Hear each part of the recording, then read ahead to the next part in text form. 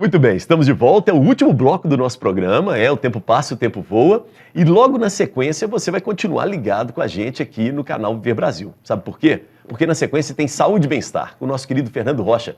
Beijo para você, Fernando. Mitos e verdades sobre vários temas ligados à saúde, tá? E lembrando que um detalhe importante, né? O canal Viver Brasil tem uma nova proposta. Então todos os nossos conteúdos você pode ver na hora que você quiser, do jeito que você quiser. Então nada de ficar preso na grade. Você vai lá no YouTube, canal Viver Brasil, e você escolhe direitinho, né? Você vai lembrar, poxa, tinha uma discussão interessante, né, com personagens diferentes sobre a questão da energia, né? Eu não entendi muito bem, quero voltar naquela questão. Que história é essa? O professor Apolo Eringe foi campeão de Bíblia, né, mundial, e por aí vai. Então você vai lá, vai no YouTube, escolhe, vê na hora que você quiser, do jeito que você quiser, com quem você quiser, tá bom? Liberdade para você, sem ficar preso na grade. Deixa eu aproveitar que o assunto está quente, não é? E não posso perder esse calor, porque calor é energia também, e o Diego tem que entrar. Diego, vamos lá, Diego. Foram colocadas questões aqui interessantes e, no fundo, acaba essa conta do consumidor segurando um sistema muito maior, né? E essa conta perigosamente ficando cada vez mais cara. E aí, como é que vocês entram nessa aí? Então, Elias, eu queria só dar uma retomada, né, no que a gente estava falando aqui no último bloco, que pelo menos no Brasil, quando a gente fala de energia, é inevitável, né, a gente entrar aí nas questões hídricas. E talvez para falar de preço, eu acho que é inevitável voltar nesse assunto, né? Por quê? Sim, Como a gente tem uma matriz hoje muito dependente do hídrico, muitas das vezes os grandes aumentos, né, que vêm na conta do consumidor final aqui é devido a essa dependência. No final do ano passado, estendendo até o início desse ano, né, a gente aqui em Minas e Brasil afora, todo mundo estava pagando uma nova bandeira, né, que é a bandeira de escassez hídrica, que somou ali R$ 14 a cada 100 quilowatts na conta desse consumidor. E isso só acontece porque quando abaixa, né, os reservatórios, tem um índice menor de chuvas durante o ano, não recompondo ali esses reservatórios, a gente tem uma necessidade muito grande de ligarmos as nossas usinas térmicas.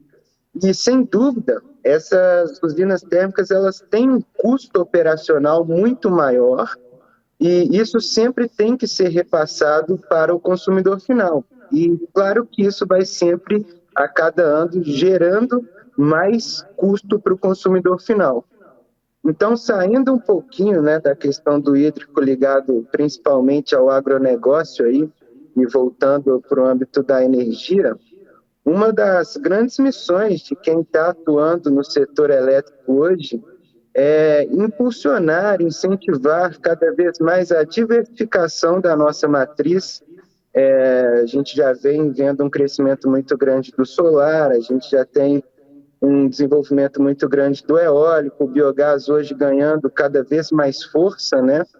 E a ideia tem que ser sempre essa, a gente aumentar os investimentos dentro de fontes que sejam alternativas de energia, de preferência que sejam limpas, né? E com o aumento dessa oferta de energia, a gente perde um pouco da dependência do hídrico e, consequentemente, no médio e longo prazo, a gente vai ter uma diminuição do custo da energia no país. E talvez essa seja a maior solução para evitar aí essa questão de um tarifaço. O brasileiro hoje ele não tem condição de viver para colocar ali 10, 15% às vezes do seu salário para pagar a conta de luz, que é um bem mais essencial. Todo mundo gosta de tomar um banho quente, uma água gelada que seja, ligar um ventilador num dia de calor. E sim. o que a gente vê muitas das vezes são as pessoas evitando, né, um pouquinho desses luxos, entre aspas, de ter ali um pouco mais de conforto na sua casa, na sua residência ali, porque esbarra nessa questão do valor da tarifa de energia. Então, sem dúvidas, a gente tem que olhar muito para a diversificação da nossa matriz, para a produção e geração de energia que seja limpa, renovável, num Brasil que a gente tem N possibilidades, aí, um país continental com várias possibilidades de geração e aumentarmos mesmo o investimento dentro desse setor que é muito promissor e com certeza vai garantir no futuro qualidade de vida e baixo custo de energia para o consumidor final. Diego, desculpa se eu vou fazer uma pergunta que pode parecer idiota, mas eu tenho que fazer essa pergunta, né? Vou voltar na questão do João, dos 300, como referência, R$300 de conta de luz, né? Se eu procurar a Meta, né? Eu ou qualquer pessoa que está assistindo o programa agora, né? A Meta consegue, né, fazer com que eu diminua essa minha conta de luz, que eu pague menos? Com certeza, meu caro. E assim, diferente, né, das tentativas que a gente vê e a maioria da população tentando tomar um banho mais rápido, não ligar o ar-condicionado, apagar a luz o tempo inteiro que sai de um cômodo para outro. Essas medidas, muitas das vezes, elas não são efetivas. Por quê? Porque mês após mês, a gente tem um aumento na conta de energia por N fatores, tá? E com a Meta hoje, você fazendo o cadastro no nosso site, a partir do próximo mês, você já vai estar consumindo energia que é limpa, renovável e ainda pagando mais barato. O nosso desconto hoje, tá? Ele é fixo para a pessoa física, de 15% em cima do seu consumo. Então, numa conta de R$300 aí, você vai ter cerca de R$45 de desconto todo mês. Isso sem fazer nenhum investimento inicial, né? Sem trabalhar e mexer com nada de obra, e é simplesmente fazer um cadastro, porque nós temos hoje os nossos parceiros que geram a energia, né? Que seja no norte de Minas, no sul de Minas, dentro aqui da região metropolitana de BH, como é o caso do Aterro. Esses empresas, pessoas físicas, fazem esse investimento na geração, a gente traz isso para dentro de casa e repassa para o consumidor final, que simplesmente faz um cadastro no nosso site, acessa aí essa plataforma que entrega energia renovável para as pessoas. Segura aí, Diego. Eu, como um bom mineiro desconfiado, eu vou aqui no mestre aqui, né?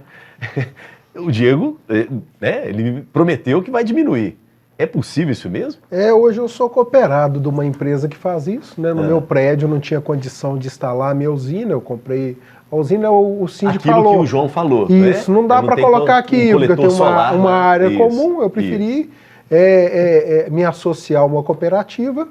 Além de diminuir com que as concessionárias invistam num grande projeto, fazendo mais uma barragem, para fazer mais uma hidrelétrica, para abastecer todo mundo, ela prefere abrir o mercado, tanto o governo, né, a iniciativa, para pagar um valor, que é a compensação de energia para essa empresa que investiu, né? Vamos supor que você investiu R$500 mil, tá? Você comprou o terreno, construiu a usina, conectou lá 75 megawatts, né? Vai produzir ali, você coloca uma sobrecarga para você otimizar seu sistema, vamos supor que você pôs lá 105 watt pico para produzir 75, mas você começa a produzir mais cedo mais, né? Tá. E aí aquela energia, ela vai gerar aproximadamente R$12 mil, R$10 mil todo mês. Eu pego aqueles R$10 mil dos 500, eu remunero mais do que se eu tivesse comprado um imóvel, né? Você tem uma remuneração próxima, eu dou 15% para um consumidor, né? Isso, dou para outro, faço aquele conjunto. Essa comunidade. É aquele desconto que o desconto é por quê? Como ele tem que remunerar o capital, que foi o investimento dos 500 mil, em vez de eu te dar 100, eu vou te dar R$15 de desconto. Então, você tem R$15 de desconto, mas você me paga 85 porque eu construí, eu tenho que ter o retorno do investimento. E a concessionária deixou de investir num grande projeto, num grande sistema. De uma maneira gradual, você traz a carga próximo ao consumo contabilmente, né? Essa é a magia do mercado, tá vendo? Essa é a magia do mercado que se tornou livre. E cada dia que passa, o mercado de energia ele está se tornando mais livre, e ele tem que se tornar mais livre, porque converge com o que o Diego falou. Todo mundo tem que produzir a sua energia, ou de alguma forma alguém tem que produzir uma energia mais barata. O Ivo contratou uma cooperativa. O Diego fez a propaganda dele. Isso. Na CEMIG Sim você também tem esse mesmo desconto. Acessando da mesma forma, a gente compete. E essa o mercado precisa disso. O mercado precisa disso para a gente ter uma tarifa mais barata. Se o Diego te oferece uma tarifa mais barata, eu também ofereço uma tarifa mais barata. E essa é a magia do mercado funcionando para que a população tenha uma energia mais barata. E aí, nessa situação, qual é o papel da CEMIG, então? Não, o papel da CEMIG distribuidora, que não se mistura com o papel da CEMIG sim, é entregar a energia que o Ivo produziu, que o Diego produziu, que a CEMIG sim produziu, que o professor produziu, ou que alguém produziu. Da energia. Exatamente. Então, ela é a estrada para que você em casa consiga nos entender. Então, nós não podemos abrir mão da CEMIG. Não, o monopólio da distribuidora, ele é natural. Tá. Porque não adianta você traçar um fio aqui, outro fio aqui do lado. Não compensa, Não faz sentido todo mundo investir dentro do fio. Você pode até produzir a sua energia, que eles chamam de grid, dentro do microgrid, mas não é uma conversa muito técnica que a gente faz depois. O fato é que a distribuidora e as transmissoras, aquelas grandes linhas que a gente vê, o papel, cada dia que passa, é de entregar a energia que é produzida em qualquer lugar desse estado. Seja pelo Diego, seja pela SIM, ou seja por você, que como eu disse no começo, cada um pode produzir a sua energia. Tá certo? Apolo, vamos lá. E a CEMIG nisso tudo aí? Pode deixar o João ali tranquilo. Nós temos uma reflexão crítica aí que nós fizemos no intervalo. Quem discute a questão energética tem que fazer uma discussão transdisciplinar e sistêmica. Por exemplo, então você faz uma hidrelétrica, você vai baratear a energia, a produção da energia, etc. Isso. Mas você tem que lembrar que quando você faz uma hidrelétrica igual a Três Marias, você acaba com a Piracema. No Alto São Francisco, na região de Lagoa da Prata, o pessoal pegava surubim de 70 quilos. Eu já vi várias fotos disso em 1940, 1950 e tal. Depois que construiu Três Marias, o peixe morre, ele não sobe ali. Esse negócio de escada de peixe, conversa. Uma escada de peixe para ser feita tem que fazer um investimento maior. Não é simplesmente uma escada de atleta olímpico, não. Peixe não consegue. Então, o que acontece? O Alto São Francisco não tem peixe, como tinha antes, porque o peixe de lago é diferente do peixe de Piracema. E você modifica a biota da região. Então, as famílias mais pobres, na época não tinha Bolsa Família, eles pescavam e comiam. Isso. Então, você tem que pensar que o maior inimigo dos peixes de um rio é a hidrelétrica, é barragem dentro do rio. Estão querendo fazer uma barragem na Foz do Formoso, que poucos quilômetros acima de Pirapora. A CEMIG tentou fazer isso numa certa época, foi vetado, a CEMIG desistiu. Agora, com esse governo aí, chegou uma empresa e está querendo fazer, já o governo federal liberando tudo, nós estamos batalhando contra. Você já pensou se transformar de Pirapora até Três Marias, o Rio São Francisco virar um lago? Você vai broxar os peixes, não vai ter Piracema, os peixes não vão subir o Abaeté. Então você está destruindo. Pessoas vão morrer lá na frente. Você está destruindo o Rio São Francisco. Então, aí eu acho muito importante que a energia fotovoltaica, a energia eólica, ela não vai mais fazer barragem dentro do rio. Isso tem que ter uma decisão firme, não vai fazer barragem mais. Porque você destrói o peixe dos rios. Peixe é alimento para a população. Você não pode desfazer da população que depende do peixe para viver. Claro. Então, não adianta você ter energia e não ter comida. Não ter peixe. Não ter comida. Não vender, porque você faz muita coisa com os peixes. Então, é necessário que o país tenha um planejamento por bacia hidrográfica. O planejamento do Brasil não dá certo porque ele é baseado nas capitanias hereditárias, nas sesmarias e nas fazendas. Os coronéis geraram um dono de município. Então, o que acontece? Você não tem um território ambiental. O território ambiental é geohidrográfico, a bacia geohidrográfica, são os vales, os estados naturais. Tinha que ter o estado de São Francisco, subdividido em sub-regionais. Você tinha que ter o estado de Vidas Velhas. Agora, você tem um estado. A administração da bacia é mais fácil. Você tem um estado que foi construído na violência, dividindo as tribos indígenas, dividindo as montanhas, os habitats.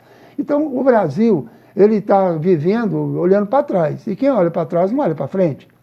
Não pode olhar para frente. Então, tudo essa discussão, ela é boa, um programa desse é muito curto, mas o bom seria um bate-papo assim, de vários dias, uma semana, a gente ir para uma fazenda aí, ficar lá até chegar em alguma conclusão.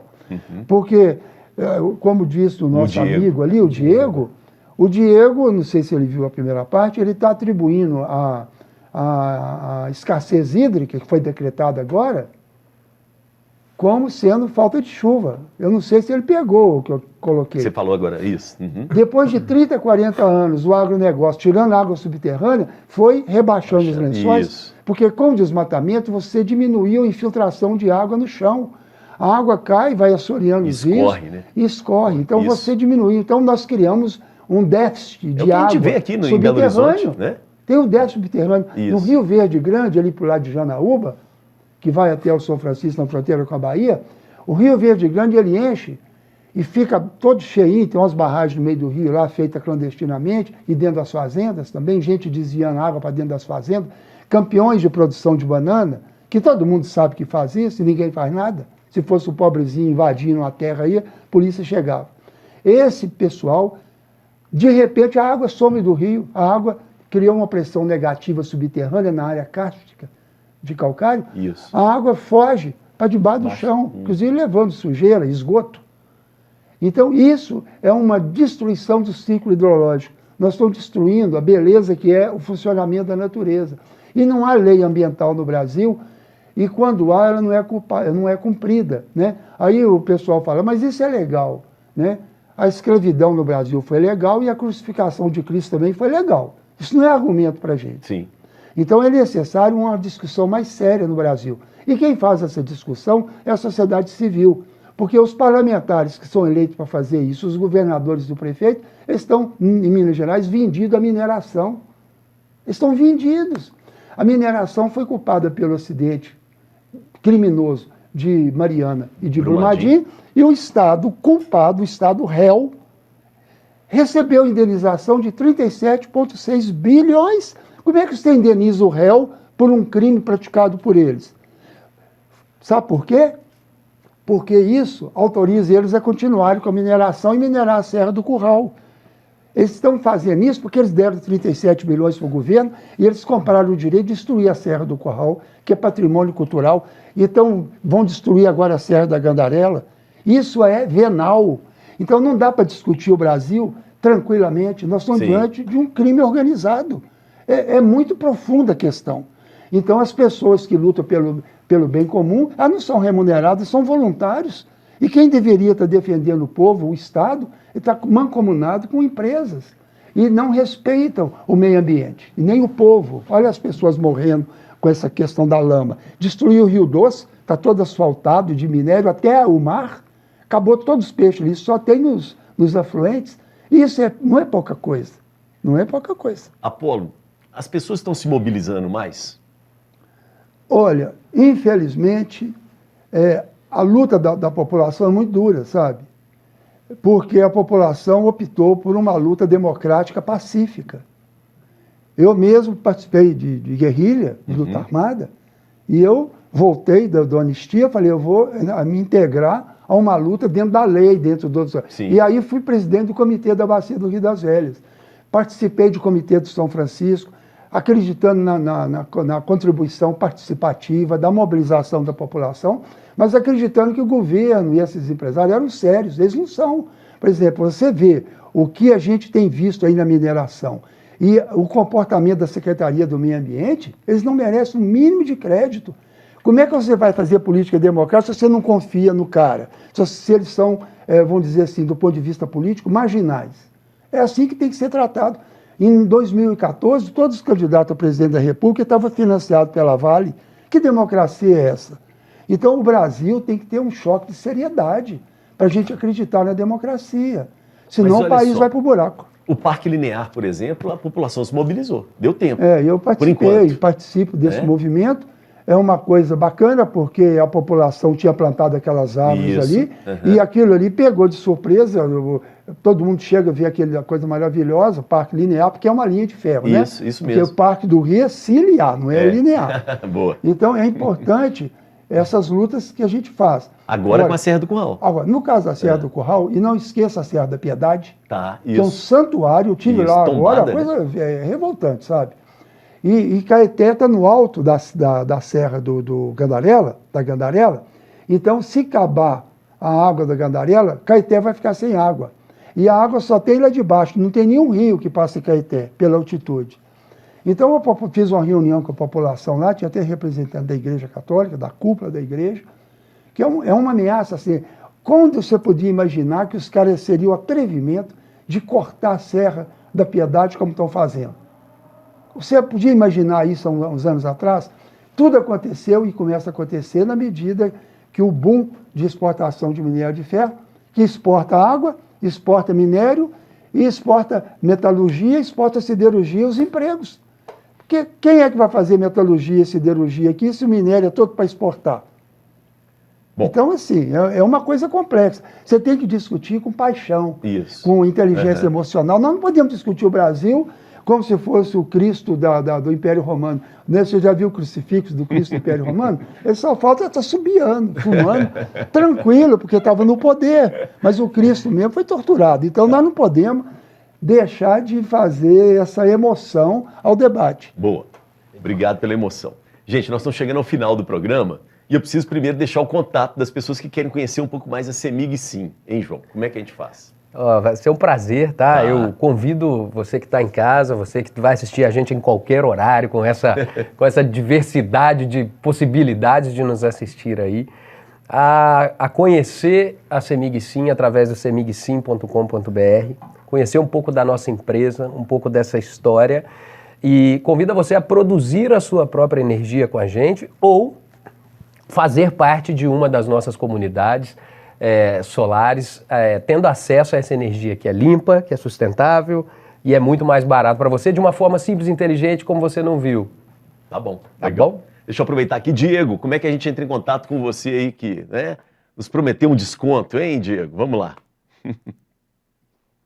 Perfeito, Elias. Olha, eu também convido a todos a entrarem aí nas nossas redes, no nosso site Meta Energia, Meta com TH, metaenergia.com.br, no nosso Instagram, @metaenergia, que lá vocês vão encontrar um pouquinho do que a gente está fazendo, né? E muito do que está por fazer ainda. Tá?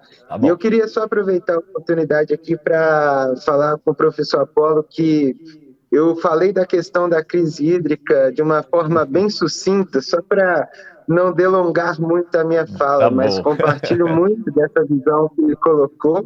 E, inclusive, Apolo, fica o convite, tá, para visitar a gente aqui no Guaja, na nossa sede, na Savassi, na Levindo Lopes. E acredito que a gente tem muita coisa boa para trocar aí pela frente. Combinado.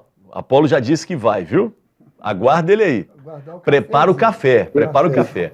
Ivo, muito obrigado pela participação. Convidado. Eu que agradeço, excelente discussão, muito... Então, pela pesquisa, pela ciência, há saídas. Sempre tem saída, né? Isso aí. Mas tem que discutir de uma maneira mais profunda, né? Não superficial. Não tem discussão superficial para assunto tão sério. Tão sério. Obrigado. Muito bom. E Apolo, obrigado pela emoção, pelo calor. Tá, eu estou vendo ali a igrejinha lá da Pampulha, né? O cachorrinho que está lá no altar, por causa disso a igreja ficou fechada há 10 anos, até que mudou o arcebispo, eles liberaram a igreja, porque tinha um cachorrinho lá perto da cruz de Jesus, eles falaram que era indígena. Logo o cachorro, que é o nosso maior amigo, né? Obrigado, viu, Apolo, mais uma vez. João, obrigado. Satisfação enorme. Muito bom mesmo. Gente, nós vamos fechando o programa, mas abrindo a discussão. Aliás, ela já foi aberta, não é? Basta você agora se interessar e participar, exercer o seu papel de cidadão. E, né, para você ter a sua opinião, você precisa de informação. E aí nós tivemos várias informações aqui, né, seja da ciência, né, seja informação com emoção, seja informação histórica, seja do poder público aliado à iniciativa privada, e aí cabe a você, tá bom? Vamos lá, mais energia para todo mundo, mais energia consciente e limpa. Valeu demais. Beijo para quem é de beijo, abraço para quem é de abraço, e eu sobrei.